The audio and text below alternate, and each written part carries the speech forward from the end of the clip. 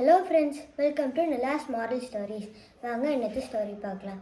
ஒரு ஊரில் ஒரு அப்பா அவரோட பையனை மரம் வெட்டுறதுக்கு கூட்டிகிட்டு போயிட்டு இருந்தாராம். அப்போ கூட்டிகிட்டு போகிற வழியில் அந்த பையன் நிறையா கேள்வி கேட்டே வந்தாராம். அவங்க அப்பாவும் பதில் சொல்லிகிட்டே வந்தாராம்.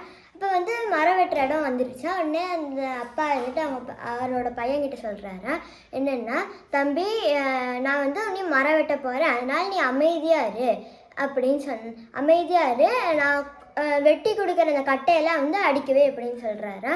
உடனே அந்த பையனை சரியப்பா அப்படின்றாரா. அப்புறம் அந்த அப்பா மரத்தை வெட்டி வெட்டி கட்டையெல்லாம் கொடுக்குறாரா. அந்த பையனும் அடிக்க வச்சுட்டு இருந்தாரா.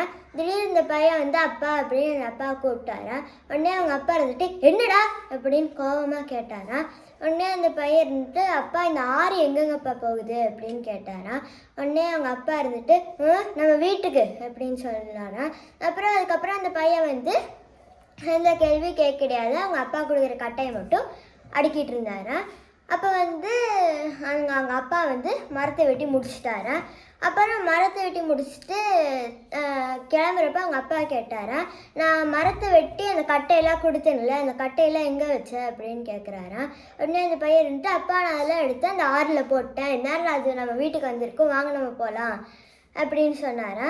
உடனே அவங்க அப்பாவுக்கு ஷாக் ஆகி அப்போ தான் அவங்க அப்பாவுக்கு புரிஞ்சுதான், ஓ, நம்ம அவசரப்பட்டுட்டோம், நம்ம ஒரு நிமிஷம் பொறுமையாக இருந்து நம்ம பையன்கிட்ட பதில் சொல்லியிருந்தோம்னா நம்மளோட ஹார்ட் ஒர்க் வீணாக போயிருக்காது அப்படின்னு அப்போ தான் அவங்க அப்பாவுக்கு புரிஞ்சுதான். So moral of the story என்னென்னா, நம்ம எப்போவுமே பொறுமையாகவே இருக்கணும். தேங்க்யூ.